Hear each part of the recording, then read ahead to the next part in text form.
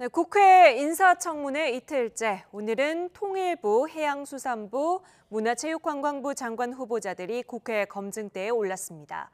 예상대로 김현철 통일부 장관 후보자의 청문회장에서 가장 날선 질타와 여야 공방이 이어졌는데요. 여러분은 어떻게 보셨습니까? 나이트 포커스에서 다시 한번 짚어보죠. 먼저 김근식 경남대 교수, 최영일 시사평론가와 함께합니다. 두 분 어서 오세요. 안녕하세요. 네, 청문회 시작 전부터 야당의 표적 1순위였죠. 김현철 통일부 장관 후보자에 대한 인사청문회. 주제와 영상으로 분위기 먼저 보고 오겠습니다.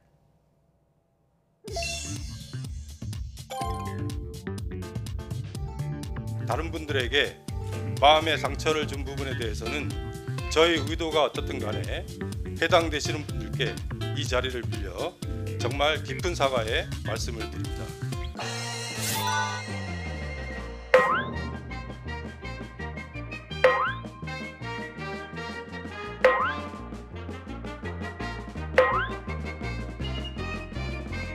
뭐?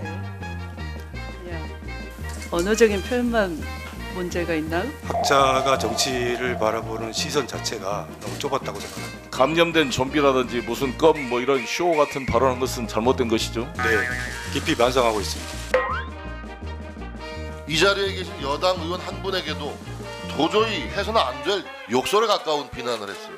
세상을 향해서 내뱉는 언사들이 전 지식인이나 대학 교수라고는 도저히 믿기지 않는 수준입니다. 너무나도 거칠고 품위가 없고 분노에 차 있고 CX 무슨 개X 뭐 이 후보자의 정신 상태를 노말하다고 보지 않습니다. 저는 이런 걸 각광증이라고 제가 조어를 만들었는데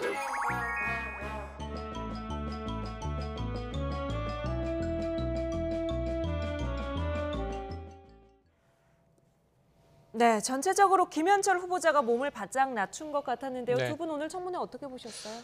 이 문제될 만한 것들이 다 짚어졌습니다. 사실은 저 문제가 되는 대목이죠. 지식인으로서 학자로서뿐만 아니라 이제 통일부를 이끌어야 되는 수장, 네. 통일부 장관직에 적절하진 않죠. 비판을 많이 받았는데 오히려 이런 대목의 비판을 많이 하다 보니까 네. 정책 검증 부분은 좀 소홀했던 것 아닐까. 균형이 조금 허물어진 안타까움은 있다. 이런 관전평을 드리고 싶습니다. 네, 김 교수께서는 뭐 합격점 줄 수 있겠습니까? 저 개인적으로 북한 학계에서 같이 오랫동안 인연이 있기 때문에 평가를 내리기 좀 그렇고요. 그런데 크게 두 가지 아니었습니까? 하나는 이제 SNS를 통해서 과거 공직자가 아닌 시절에 했던 거친 언사들인데 네. 이 부분은 뭐 여야 의원들 공이 톡톡하게 혼났고 네. 또 오늘 하루 종일 청문회 동안에 김현철 후보가 가장 많이 썼던 단어가 송구, 죄송, 뭐 더 이상 노력하겠습니다, 반성. 뭐 네. 반성 이런 거였습니다. 그러니까 앞으로라도 더 이상 이제 특히나 장관이라는 국무위원이 되면 사실상 말 한마디에도 굉장히 조심을 해야 되니까 네. 그 부분을 좀 고쳐주길 바라고요. 정책과 관련해서 이제 여당 야당이 서로 다른 대북 정책의 방향을 갖고 있기 때문에 김현철 후보가 아마 문재인 대통령이 지명한 나름대로 이유가 있을 겁니다. 그것을 추진하더라도 네. 야당의 목소리나 야당의 문제 제기도 충분히 귀를 기울여서 네. 협치와 통합의 방향으로 대북 정책 해주길 바랍니다. 네, 그 부분에 대해서도 짚어보도록 하죠. 일단 김현철 후보자는 과거 SNS에 남긴 말들이 논란이 됐습니다. 보고 오셨지만 야당의 한 의원은 각광증이다 이렇게 평가하기도 했는데 각광증이 뭘까요? 직접 듣고 오죠. 저는 장관 국무위원으로서 자질은 이미 불합격으로 검증이 됐다라고 생각을 합니다. 그리고 좀 걱정이 되는 것이 이 SNS에 했다 그러는데 참 본인이 주목을 자꾸 끌어야 되는 그런 버릇 습관이 있어요. 저는 이런 걸 각광증이라고 제가 조어를 만들었는데 왜 그렇게 통일 문제, 남북 문제 연구하시는 분이 모든 정치 현안에 대해서 그렇게 의견을 개진하고 주목을 끌려고 하는지 저는 한마디로 이 후보자의 정신 상태를 노말하다고 보지 않습니다. 정진석 의원님께서 후보에 대해서 좀 거친 표현을 한 것을 유감으로 생각을 합니다. 그 발언 중에 정신 상태가 저는 한국말로 바꿔서 쓰겠습니다. 정상이 아니다. 그렇게 표현하셨는데 그건 인권 침해적인 발언이라고 생각을 하는데. 네, 김현철 후보자가 SNS에 과격한 언사를 남긴 것이 주목을 끌려는 행동이다. 이게 각광증이다. 이렇게 정진석 의원이 얘기하니까 반대로 후보자에 대한 인권 침해라는 지적이 또 나왔습니다. 먼저 김현철 후보자의 어떤 발언들이 문제가 됐나요? 뭐 모든 정치인에 대해서는 다 한마디씩 한 것 같아요. 네. 그러니까 뭐 지금 김현철 후보를 임명한 문재인 대통령의 당시 민주당 대표 시절에도 군복 입고 쇼를 한다고 이야기했고 추미애 또 민주당 대표는 좀비라는 표현을 썼고요. 김종인 전 비대위원장에 대해서는 사실 씹다 버린 껌이라고 이야기를 했고 안철수 대표 뭐 기타 등등 거의 주요하게 오르내렸던 여야 정치인들에 대해서는 혹독한 그 거친 언사를 좀 내비쳤어요. 네. 저도 그때 당시 조금 심하다는 느낌을 가졌었습니다. 왜냐하면 저게 개인적으로 보시면서, SNS를 할 때 저 같은 경우는 사실 예전부터 굉장히 공직을 준비하지는 않았지만 조심하고 계셨던 거 아니에요? 경험처럼 정치 외교 문제에 대해서는 제 견해를 그냥 밝힌 거였거든요. 근데 이제 김현철 후보는 당시도 조금 이제 굉장히 진보적 입장을 가졌던 학자이기 때문에 상당히 거칠게 이야기를 했습니다. 그러나 그 내용들이 지금 정진석 의원 말대로 사실은 일반적인 공직 후보자 입장에서 보면 사실 불가능한 이야기들을 한 거죠. 그러나 그것에 대해서 지금 반성한다고 하니 이 다음에는 다시는 그런 언사나 그런 생각조차도 하지 않기를 바라고 그리고 또 저건 각광증이라기보다는 각광증은 사실 관심을 끌려는 이른바 이제 관종이라는 의미 아니겠습니까? 저는 그것보다는 김현철 후보가 당시 교수 상황에서 그 이야기를 한 것은 각광증보다는 정치적으로 너무 거친 그 의견을 가지고 있는 거예요. 그러니까 상대방에 대해서 그 사람의 어떤 입장과 처지를 이해하기보다는 자기랑 입장이 다르면 그 사람을 비난하는 데 익숙했던 성격이기 때문에 그걸 좀 고쳐주길 바랍니다. 네.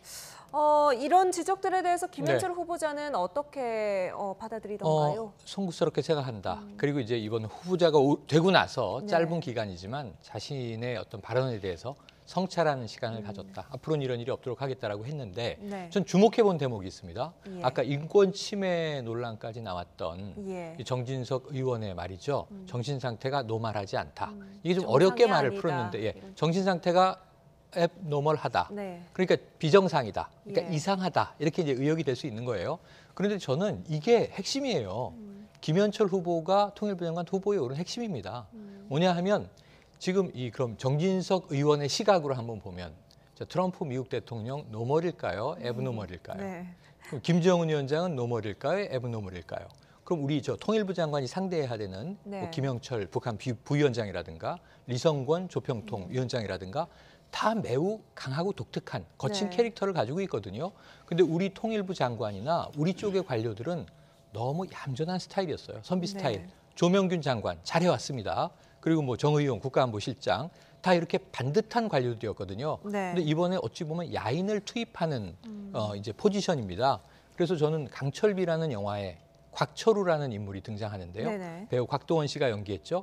이 외교안보 수석을 맡았는데 그런 인물이 조금은 이 거친 언사를 북한을 향해서 한번 쏘아보면 어떨까요? 저는 한번 기용해 볼 만한 카드다라는 점도 생각을 해보게 됐습니다. 네, 뭐 비슷한 기대였는지 모르겠지만 여당 의원에게서는 창조적인 해법을 좀 내놓기를 바란다. 뭐 이런 이야기가 나오기도 하던데요. 잠시 뒤에 들어보도록 하겠습니다. 일단 장관 후보자 입장에서는 특히 과거로 돌아가서 지우고 싶은 말들이 몇 개가 있을 것 같아요. 일단 아까 언급을 하셨지만 문재인 대통령에게 쇼나 한다 이런 말을 한 적이 있습니다. 물론 당시에는 대통령이 아니었습니다만. 그렇습니다. 아까 장관 후보 청문회에 들어서기 전에 모두 발언할 때 어찌됐든 간에 자신의 발언으로 인해서 상처받는 분에게 진심으로 사과를 드린다 이야기했어요. 거기에는 문재인 대통령도 포함되어 있을 겁니다. 사실은 문재인 대통령이 임명권자인데 그런 이야기를 했기 때문에 아마 다시 만나서 임명장을 받는다 하더라도 아마 사과를 저는 하는 게 필요하다고 생각을 합니다. 저는 그 부분에 대해서는 김현철 후보자가 할 말이 없다고 보고요. 그렇기 때문에 여당 의원, 야당 의원 할 것 없이 거친 언사 또는 거친 막말에 대해서는 다들 질타를 한 거고요. 우리 최평론가님 말씀하셨죠. 이것을 이제 트럼프 대통령이나 김정은에게 할 수 있다라고 말씀을 기대를 품어주셨는데 그거하고 좀 다른 것 같아요. 그러니까 이 김현철 후보는 대북 정책에서 상당히 진보적인 편입니다. 그러니까 문재인 대통령이 속해 있는 그런 진영보다도 훨씬 더 제가 볼 때 진보적인 생각을 갖고 있어요. 그러다 보니까 문재인 당시 민주당 대표가 천안함 폭침을 인정하고 군복 입고 천안함 용사들을 위로하는 간 것도 기분 나빠했던 거거든요. 그러니까 훨씬 더 강한 진보성을 갖고 있기 때문에 대북 정책을 하더라도 그건 대통령과 또 내각과 또는 북한과의 관계를 고려해서 좀 신중하기를 바라고 그리고 지금 나왔던 여러 가지 정치인들에 대한 평가를 하면서 나왔던 막말은 대북 정책에 한 것과 상관이 없어요. 그러니까 네. 정치적 견해를 너무 거칠게 표현한 거거든요. 그 부분도 반성하고 다시는 그렇게 하지 않도록 노력을 하길 바랍니다. 네, 하나만 더 짚어보죠. 네. 2016년에는 추미애 의원, 당시 민주당 대표였는데요. 당시 추미애 민주당 대표를 향해서 감염된 좀비라는 표현을 쓴 적이 있습니다. 추미애 당시 대표가 총선을 앞두고 외연 확장을 강조한 것을 비판했던 건데요. 오늘 공교롭게도 청문회장에 추 의원이 앉아 있었죠. 어떤 얘기했을까요? 듣고 오시죠. 마지막으로 감염된 좀비라든지 무슨 껌 뭐 이런 쇼 같은 발언한 것은 잘못된 것이죠. 네, 깊이 반성하고 있습니다. 네, 이런 문제는 제가 아무리 공직자 신분은 아니었습니다만 교수 신분이라 할지라도 좀 적절하지 않다고 생각이 됩니다. 그러나 이제 SNS를 하다 보니까 이런 직접 글로 쓴 게 아니라 SNS에 쓴 겁니까? SNS. 그러니까 SNS 특성상 이런 문제가 생길 수 있다 보지만 보다 앞으로 신중해야 되고. 후보자는 학자의 언어와 공직자의 언어가 다르다라고 아까 답변을 하시대요. 그래서 언어적인 소양에 대해서 야당 의원님들이 질문을 하셨는데 그게 대해서 그렇게 말씀하셨는데 그러면 지금 야당 의원님들이 후보자를 놓고 길들이기를 하는 겁니까? 아니면 어떻게 느끼세요? 그냥 언어적인 표현만 문제가 있나요? 학자가 정치를 바라보는 시선 자체가 너무 좁았다고 생각합니다. 네, 추미애 의원이 당시에는 당연히 기분이 많이 상했을 것 네. 같은데 오늘 사과를 요구하지는 않았습니다. 그보다는 후보자로서의 포용력 네, 또 네. 내부 갈등을 어떻게 관리할 것인지 이 부분에 대한 우려를 좀 드러내더라고요. 네, 질문은 그랬습니다만 추미애 의원의 표정이 그렇게 좋아 보이지는 네. 않습니다. 사실은 이제 불쾌함은 있겠죠. 예. 그런데 저는 이것은 또 이제 여당 의원의 입장에서는 사실 이낙연 총리가 이미 지난주에 대정부 질문에서 김현철 후보자와 관련된 질문을 받고 네. 한 이야기의 범주 내에서 움직이고 있다. 뭐냐면 그 자유인으로 살아온 기간이 길다 보니까 예. 사실은 이게 절도를 넘어서는 언동이 있었다. 이런 점에 대해서 안타깝게 생각한다. 근데 그 부분을 지금 오늘 다 참여하는 자리가 돼버린 거거든요. 네네. 그래서 인사청문회가 물론 이러한 인성적인 측면이라든가 자질 이런 것도 분명히 야당의 성토도 받고 본인의 입장을 밝혀야 됩니다만 아까 말씀드린 대로 좀 정책이나 앞으로 이제 지금 안 그래도 북미 이 비핵화 협상이 교착돼 있는 상황에서의 소신, 전략 이런 것들이 좀 풍부하게 논의되지 못한 점은 아쉬움이 있고요. 그럼에도 불구하고 여당 의원들도 다 비판을 지금 한 번씩 받아본 분들이거든요. 네. 야당 의원들의 성터를 통해서 자신들이 하고 싶은 이야기를 대리전을 했다 이런 생각이 들고 또 한 가지는요. 저는 이게 도마 위에 올라오른 특정 후보만 비판할 게 아니라 네.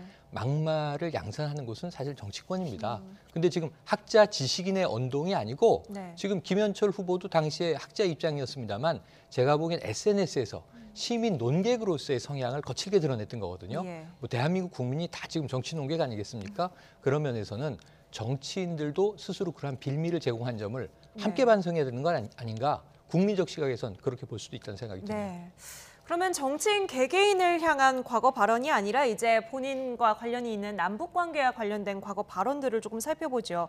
앞서 박왕자 씨 피살 사건에 대해서 통과 의례라고 표현한 부분이 논란이 됐는데 네.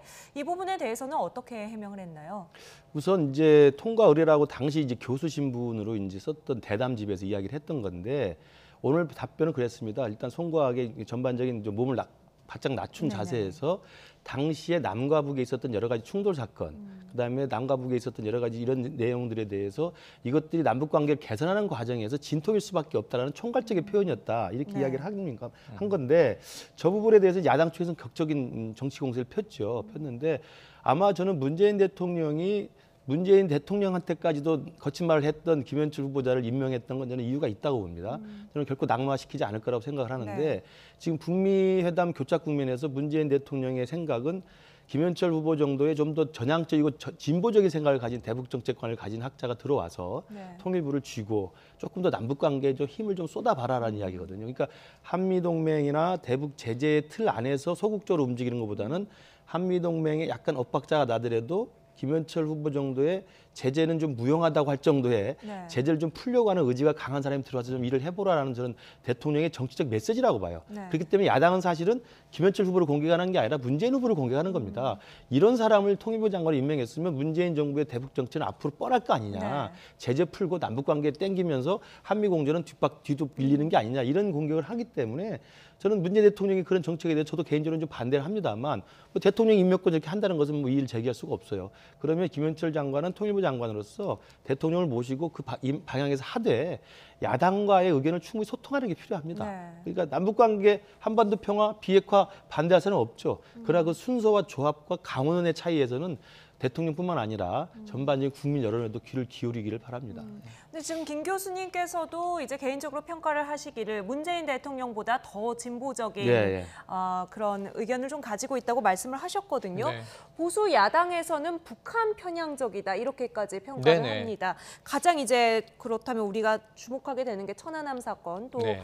연평도 포격 도발 사건에 대해서 이 후보자가 어떤 스탠스를 가지고 있느냐를 보게 되는데 네네. 이 부분에 대해서는 어떻게 설명을 하던가요? 과거에는 연평도 포격 말고 제일 쟁점은 천안함 침몰이에요. 천안함 침몰에 대해서 이 사건이 발생했을 당시에 몇 가지 가설들이 등장을 했었습니다. 네. 사실은 좌초된 것이냐, 북한의 어뢰에 의해서 격침된 것이냐, 또 다른 혹시 뭐 충돌 사고가 있었던 것이냐, 네. 가설이 파다 있었죠. 하지만 이제 국방부와 정부의 입장은 이 북한 어뢰에 의한 폭침으로 이제 확정이 됐습니다. 그리고 거기에서 이제 또 46명의 전사자가 발생한 사건이란 말이죠. 최근에도 서해 수호의 날이 바로 지난주에 지나가지 않았습니까? 근데 거기에 대해서 여야가 정치적 관점으로 여러 가지 분란들이 있었던 건 사실이에요. 하지만 시간이 흐르면서 지금은 폭침으로 확정이 됐고 이 대목은 문재인 대통령도 대선 과정에서 상당히 보수 진영의 공격을 받았던 대목이에요. 네네. 하지만 그 이후로 지금까지 천안함 폭침, 정부 입장을 고수하고 있고 이 부분에 대해서 사실은 제야학자 입장에서는 천안함 폭침을 인정하지 않는 발언을 했던 것이 사실이지만 오늘 청문회에서 천안함은 북한의 폭침으로 본다라고 규정을 했습니다. 네. 이 부분에서는 좀 혼선이 바로 잡아지는 과정에 있다고 보여집니다. 이렇게 말을 바꾼 거 아니냐, 뭐 도리어 네, 그런 네. 논란이 또 있기도 했잖아요. 충분히 이제 그런 비판을 받을 수 있죠. 어떤 정치적으로 지금 통일부 장관이 되기 위해서 소신과 말을 바꾼 것 아니냐, 꺾은 것 아니냐. 어찌 보면 함께 했던 진영 내에서는 그러한 비판에 직면할 가능성이 있습니다. 네. 분명히 그렇게 보이고요. 그럼에도 불구하고 아까 김 교수님 말씀하신 대로 이제는 학자 개인, 자유인이 아니고 공직자로서 대한민국의 통일 정책을 끌고 가야 되는 수장이기 때문에 자신 개인의 입장이 소소하긴 어떤 것이든 아까 박광자 씨 피격 문제도 그렇고요. 해명한 것 자체의 내용이 옳다면 그대로 인정이 됩니다. 특정 사건, 특정 고인을 언급한 것이 아니라 지금 냉전에서 벗어나기 위한 과정에서 남북이 지금 충돌하는 과정을 겪고 있는 것 아니냐. 빨리 이 단계를 넘어서 평화 단계로 가야 되는 것 아니냐라고 하는 취지라면 맥락은 이해가 됩니다만 그럼에도 여러 가지 무리가 있었던 부분들에 대해서는 본인이 다 또 책임을 감수하고 해야 되겠죠. 네, 오늘 청문회장에서 뭐 강한 질타가 있었고 후보자는 몸을 바짝 낮추면서 좀 무거운 분위기에서 진행이 됐습니다만 조금 해프닝도 있었습니다. 후보자가 순간 피고인으로 동갑하는 그런 순간이 있었는데 바른미래당 박주선 의원의 질의 순서였죠. 그렇습니다. 박주선 의원이 이제 오랫동안 검사 생활을 했기 때문에 아마도 검사에 익숙한 단어로 피고인이란 말이 2번 튀어나왔어요. 그리고 이제 바로 곱 잡았습니다. 죄송하다고 이야기를 하고 아래에서 막 해프닝이 있었는데 박주선 의원의 무의식 속에는 피고인이라고 느껴질 정도로 굉장히 큰 문제가 있다고 생각했을 수도 있어요. 그러나 그런 생각으로 그렇게 일부러 한 것 같지는 않고 아마 실수로 나왔던 것 같습니다. 그만큼 지금 김현철 후보의 대북관 또는 이념관에 대해서 보수나 중도 쪽의 야당에서는 상당히 좀 우려하는 건 분명한 사실입니다. 그러나 제가 아까 말씀드린 것처럼 대통령이 그 방향으로 가겠다고 임명을 한 것이고 정치적 메시지를 갖고 있기 때문에 지금 북미 상황에서 비핵화도 중요하고 남북관계도 중요하고 한반도 평화도 중요합니다만 또 우리 안보도 중요한 거거든요. 그 안보라는 것은 국민의 생명과 재산을 지켜내는 국군 통수권자와 최고 지도자가 해야 될 일 아니겠습니까? 국무위원도 마찬가지고 그렇다면 실제로 관심을 갖고 있는 남북관계 개선이나 제재 해제 경제협력도 열심히 들여다봐야 되지만 김현철 후보가 앞으로도 국무위원회 한 사람으로서 국민의 생명과 재산을 지키는 안보에 관한 이 관점, 그리고 네. 북한으로부터 도발로부터 어떻게 우리를 막아낼 것인가도 분명히 같이 균형적으로 생각을 해야 될 겁니다. 네, 이제 같이 뭐 가까이서 많이 보셨고 네. 북한 학계에서 보셨던 걸로는 문재인 정부의 기조보다는 조금 더 예, 적극적이고 진보적인 좀 부분을 가지고 있다라고 말씀을 하셨어요. 구체적으로 보면 어떻습니까? 지금 뭐 여러 저서들이 있습니다. 그리고 학자로서 그동안 뭐 발표해온 이야기들이 있죠. 그런데 확실한 건 뭐냐면 이 북한 이 체제를 어떻게 이 남북 화해 평화로 이끌어낼 것인가는 전략과 정책에 대해서는 상당히 좀 연구 과정이 네. 두텁다 이렇게 말씀드릴 수가 있어요. 예. 성균관대에서 정치외교학으로 학사, 석사, 박사를 다 마쳤고요. 네. 그리고 제가 조금 특이하게 보는 대목은 97년부터 2002년 초까지 삼성경제연구소에서 네. 북한 담당 이 수석연구원을 맡고 있었습니다. 예. 그런데 이 시기가 중요한 게 YS 정부 말이거든요. 예. 90년대 중후반 YS 정부 때부터 남북 경협이 급물살을 탑니다. 네. 다만 이게 97년 IMF 때문에 좀 좌초되는 과정이 있고요. 그리고 이제 2002년 이후 참여정부에서는 이 청와대에서 아니죠. 통일부 장관의 네. 정책 자문역을 보좌역을 맡습니다. 특보를 맡았어요.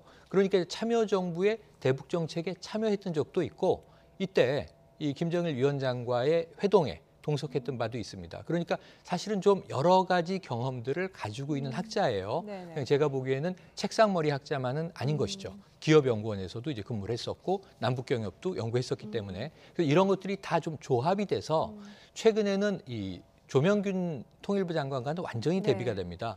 행시 출신의 통일부의 네. 관료로 쭉 성장을 해서 장관까지 맡고 그러한 모습이 주는 안정감과 어떤 프로토콜에 네. 적확성이 있는가 하면 또 이러한 지금 같은 격변의 시기에 조금은 다양한 경험을 가진 사람이 다양한 경륜을 활용해서 네네. 아까 얘기했던 좀 창조적인 남북관계에 기여를 할 수 있는 틈새를 만들어내는 또 역할도 필요한 이 네. 시기라는 생각이 듭니다. 네. 이것이 실패일지 성공일지는 들여다봐야 되는데요. 저는 그래서 아까 청문회는 조건부 합격이 아니냐. 대통령은 임명을 강행할 텐데 사실은 문제가 생긴다면 바로 경질할 수 있는 게 장관직입니다만 네. 그렇지 않다면 한번 기여의 기대를 가지고 지켜봤으면 좋겠다. 무리에 대한 사과는 사과로 받아들여야 되겠죠. 네. 전문성과 현장성을 어쨌든 두루 갖추고 있는 인사다라는 설명인데요.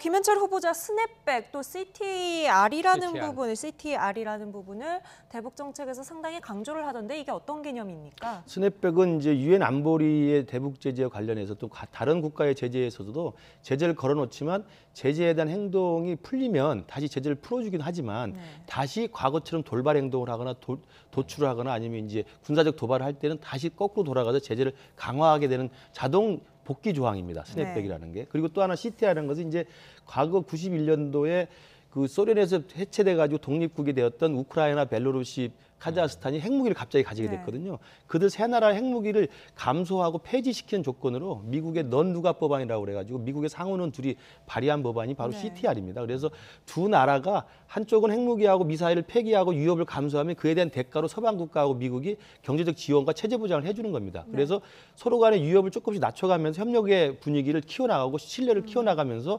궁극적으로 관계 개선으로 간다. 이게 CTR이기 때문에 지금 오늘 이야기한 김현철 후보의 이 스냅백과 CTR은 향후의 북미 과정에서 북미회담 과정에서 하나의 아이디어로 아마 고려를 하고 있는 것으로 지금 생각이 됩니다. 네. 내일 청문회 마지막 날인데요. 어떤 후보들이 이제 검증대에 오르게 됩니까? 내일 제일 핵심적인 것은 이제 의원 불패가 유지되느냐 아니냐죠. 내일은 정치인 2명이 진영 행안부 장관 후보하고요. 가장 지금 야당이 벼르고 있는 아마 3순위 정도가 1순위가 김현철 후보고 2순위가 어제 청문회를 했던 최정호 국토부 장관 후보라면 3순위가 지금 박영선 중소벤처기업부 장관 후보입니다. 근데 내일 박영선 이제 의원 후보가 청문회에 오르게 되죠. 그리고 한 명은 조동호 카이스트 교수인데 이분은 우리가 알다시피 과학기술정보통신부 장관 후보자입니다. 근데 조동호 후보자는 흠결이 없을 것 같았으나 최근에 이제 일부 또 언론 검증에서 드러난 사실이 있기 때문에 내일이 저는 정치인 대 정치인의 격돌로 이 마지막 날이고 사흘째인데 가장 뜨겁지 않을까 전망을 해봅니다. 네, 자질과 자격을 갖추기가 참 어렵다는 걸 청문회를 지켜보면서 느낍니다. 그래도 대통령과 함께 정책을 세우고 나라를 운영할 장관 후보자라면 현미경 검증 잘 통과해야겠죠. 내일 마지막 청문회까지 지켜보겠습니다. 다음 이슈 넘어가기 전에 김근식 교수 먼저 인사드리죠. 오늘 도움 말씀 감사합니다. 감사합니다.